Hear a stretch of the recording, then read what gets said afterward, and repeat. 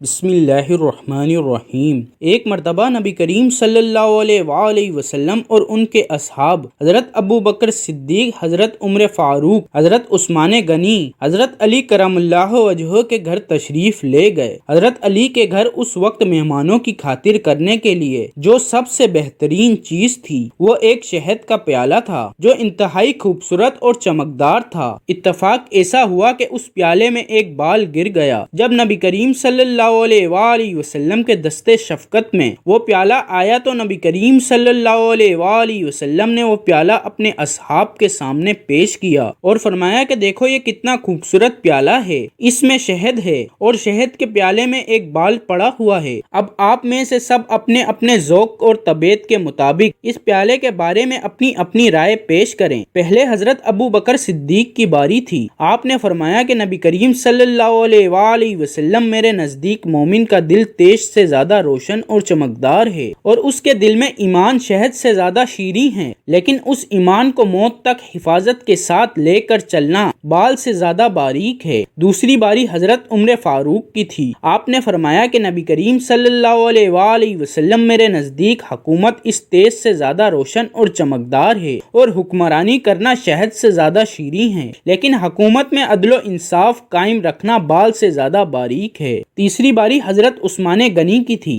آپ نے فرمایا کہ نبی کریم صلی اللہ علیہ وآلہ وسلم میرے نزدیک علم دین تیز سے زیادہ روشن اور چمکدار ہے اور علم دین سیکھنا شہد سے زیادہ شیریں ہے، لیکن اس پر عمل کرنا بال سے زیادہ باریک ہے۔ چوتھے نمبر پر باری حضرت علی کی تھی۔ آپ نے فرمایا کہ نبی کریم صلی اللہ علیہ وآلہ وسلم میرے نزدیک معزز مہمان تیز سے زیادہ روشن اور چمکدار ہے اور ان کی مہمان نوازی شہد سے زیادہ شیریں ہے، لیکن مہمان کو خوش کرنا بال سے زیادہ باریک ہے۔ یہ سب باتیں حضرت فاطمہ الزہرا سن رہی تھیں۔ آپ فرمانے لگیں کہ عورت کے حق میں حیا اس تیز سے زیادہ روشن اور چمکدار ہے اور اس کے چہرے پر پردہ شہد سے زیادہ شیریں ہے، لیکن نگاہ کی حفاظت بال سے زیادہ باریک ہے۔ پھر چھٹے نمبر پر نبی کریم صلی اللہ علیہ وآلہ وسلم نے فرمایا کہ اللہ کی معرفت اس تیز سے زیادہ روشن اور چمکدار ہے اور معرفت الہی سے آگاہ ہو جانا اور معرفت الہی حاصل ہو جانا اس شہد سے زیادہ شیریں ہیں، لیکن معرفت کے بعد اس پر عمل کرنا بال سے زیادہ باریک ہے۔ اس تمام گفتگو میں حضرت جبرائیل بھی شامل ہو گئے اور فرمانے لگے کہ میرے نزدیک راہ خدا تیز سے زیادہ روشن اور چمکدار ہے اور اللہ کی راہ میں لڑتے ہوئے شہید ہو جانا